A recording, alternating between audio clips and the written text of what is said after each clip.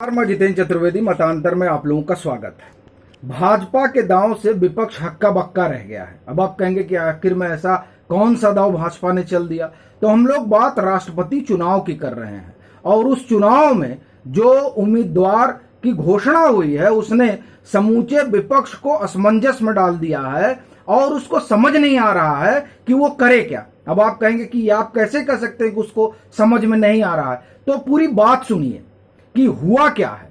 देखिए, विपक्ष ने यशवंत सिन्हा को उम्मीदवार बनाया और ये फिर चर्चा आम हो गई कि साहब अब इनको विपक्ष का समर्थन मिलेगा, चूंकि 19 दलों ने तो समर्थन कर ही दिया था। अब वो 19 दल समर्थन क्यों कर रहे हैं, या विपक्ष ऐसा क्यों लग रहा था कि यशवंत सिन्हा का समर्थन करेगा। असल में विपक्ष को एक ऐसा चेहरा चाहिए था जो सीधे तौर पर लगे कि नहीं, ये मोदी विरोध में खड़ा होता है। तो उस लिहाज से आप देखिए तो यशवंत सिन्हा ने अपनी एक छवि बना ही ली थी, और उस छवि की बड़ी वजह यह माना जाता है कि यशवंत सिन्हा हो, अरुण शौरी हो, शत्रुघ्न सिन्हा हो, ये वो लोग हैं जो कुपित हैं नरेंद्र मोदी से। वह इसलिए चूंकि इनको वो जगह नहीं मिली जिसकी आशा इन लोगों ने की हुई थी।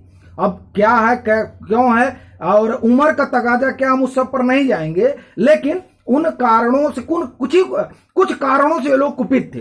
अरुण शौरी के कुपित होने का एक अलग मसला है, लेकिन हम उस मसले पर भी नहीं जाएंगे। हम आते हैं उम्मीदवार पर। तो यशवंत सिन्हा जब उम्मीदवार बनाए गए तो विपक्ष को बड़ी आशा जगी कि साहब इस बार तो जो है हम पटखनी दे ही लेंगे।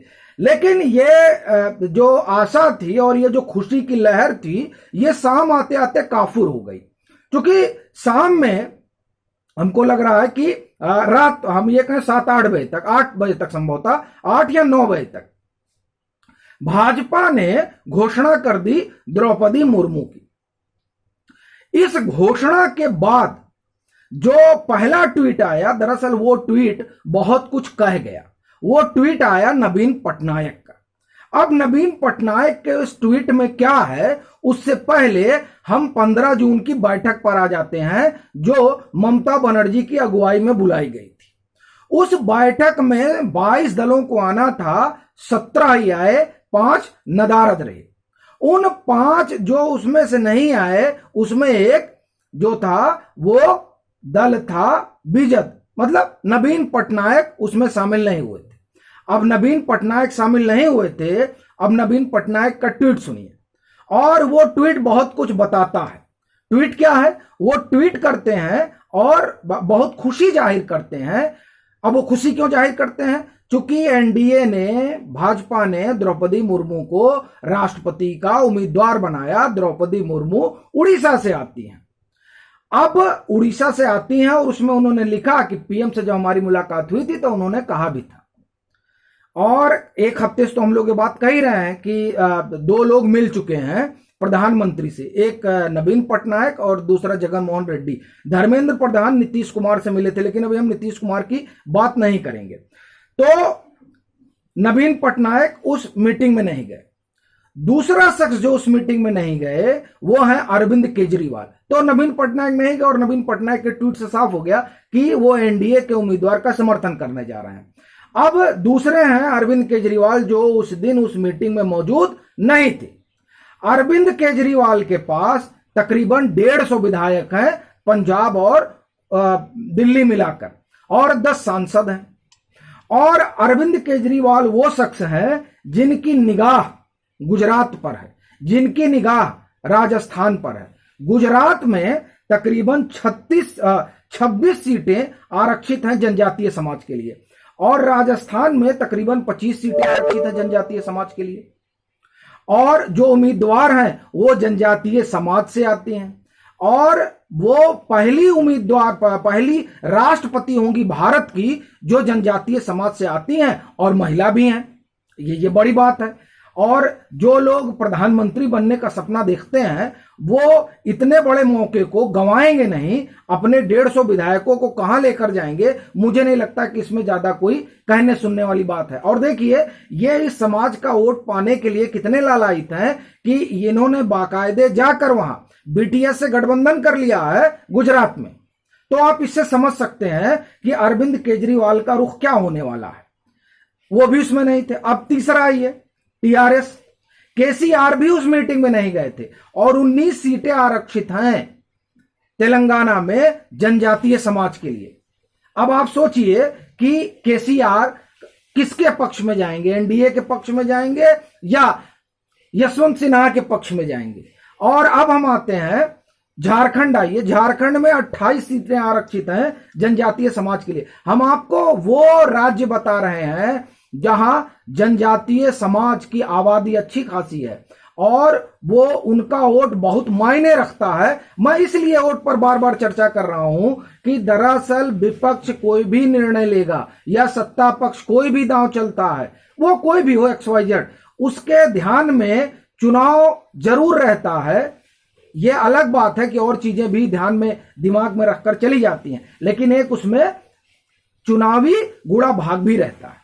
तो अब झारखंड में 28 सीटें हैं आरक्षित जनजातीय समाज के लिए। झारखंड मुक्ति मोर्चा का आंदोलन ही चला था कि साहब झारखंड को आप अलग करिए।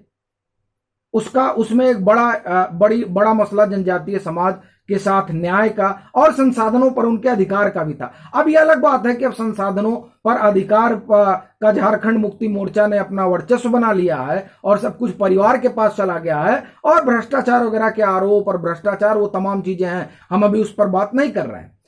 तो अब झारखंड मुक्ति मोर्चा किधर जाएगा, ये बड़ा सवाल है। अब आप देखिए कि भाजपा ने जो अपना उम्मीदवार दिया है, उस उम्मीदवार ने किस तरह से विपक्ष की समस्या बढ़ा दी है। नवीन पटनायक ने तो स्पष्ट कर दिया, लेकिन अब अरविंद केजरीवाल कहां जाएंगे, केसीआर कहां जाएंगे, झारखंड मुक्ति मोर्चा कहां जाएगा, और सब छोड़िए कांग्रेस कहां जाएगी।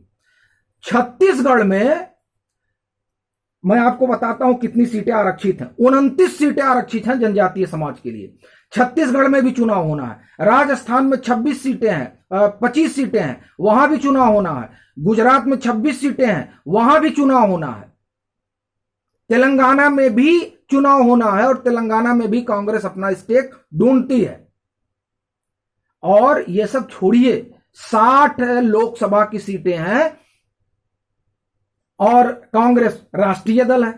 कांग्रेस गरीब गुरबा की बात करती है।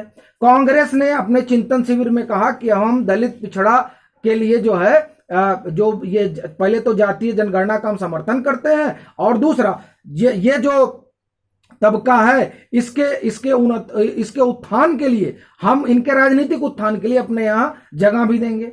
और जो लोग जातीय जनगणना की बात कर रहे हैं और उसमें समूचा विपक्ष आता है, और अगर हम क्षेत्रीय दलों की बात करें तो उसमें समाजवादी पार्टी भी आती है, उसमें राजद भी आता है, उसमें जदयू भी आती है। अब ये लोग जो है जो जातीय जनगणना की बात कर रहे हैं और इसका समर्थन कर रहे हैं, इसके लिए उन्होंने ज्ञापन भी दिया प्रधानमंत्री को साल भर पहले। सवाल यह उठता है कि क्या वो लोग अब यशवंत सिन्हा के साथ खड़े हो पाएंगे, और अगर खड़े होते हैं तो 60 सीटें लोकसभा की और छत्तीसगढ़, झारखंड, राजस्थान, गुजरात, तेलंगाना, उड़ीसा, यहां पर क्या होगा। तो इसका मतलब ये हो जाएगा कि आप सिर्फ जातीय जनगणना के लिए गाल बजाते हैं। तो अब ये जो भाजपा ने उम्मीदवार बनाया है, इस उम्मीदवार ने समूचे विपक्ष का संकट बढ़ा दिया है। और उसमें भी वो लोग जो जातीय जनगणना की बात करते हैं, अब वहां यह सवाल उठेगा अगर वो एनडीए के उम्मीदवार के साथ नहीं जाते हैं कि साहब आप सिर्फ जुबानी खर्च करते हैं, लेकिन हम भले ही आप हमारे लिए माहौल बनाते हो कि हम जातीय जनगणना का विरोध करते हैं, लेकिन हम सही मायनों में सोशल इंजीनियरिंग में भरोसा रखते हैं और राजनीतिक प्रतिनिधित्व देने में सबसे आगे रहते हैं, फिर वो चाहे राष्ट्रपति का चुनाव हो या पार्टी में हिस्सेदारी की बात हो। तो इसलिए अब जो ये उम्मीदवार भाजपा ने उतारा है, उस उम्मीदवार की वजह से विपक्ष जो है वो एकदम सदमे में है। और अब ये देखना दिलचस्प होगा कि यशवंत सिन्हा को वोट कितना मिलता है और विपक्ष में कौन कौन पक्ष है जो जाएगा इनके साथ, क्योंकि उनका जाना यह तय करेगा कि वो पॉलिटिकल सुसाइडल की तरफ वो पार्टी जा रही है ये आप समझिए कि जो उम्मीदवार भाजपा ने उतारा है, अब उस उम्मीदवार के साथ अगर विपक्ष नहीं जाता है तो आने वाले चुनाव में विपक्ष को मुंह की खानी पड़ेगी। तो ये तमाम दल हैं। अब तो हमको लग रहा है कि 21 जुलाई को ही पता चलेगा, लेकिन ये इस भाजपा ने ये जो आप एक तरह से कहिए कि उम्मीदवार जो बनाया, उस उम्मीदवार ने जाहिर तौर पर समूचे विपक्ष के दांत खट्टे कर दिए हैं और सबका चक्कर खा रहा है। अभी के लिए फिलहाल इतना ही। अगर आप मतांतर से नहीं जुड़े हैं तो जुड़िए, वीडियो को लाइक कीजिए, शेयर कीजिए और अपने सुझाव जरूर साझा कीजिए।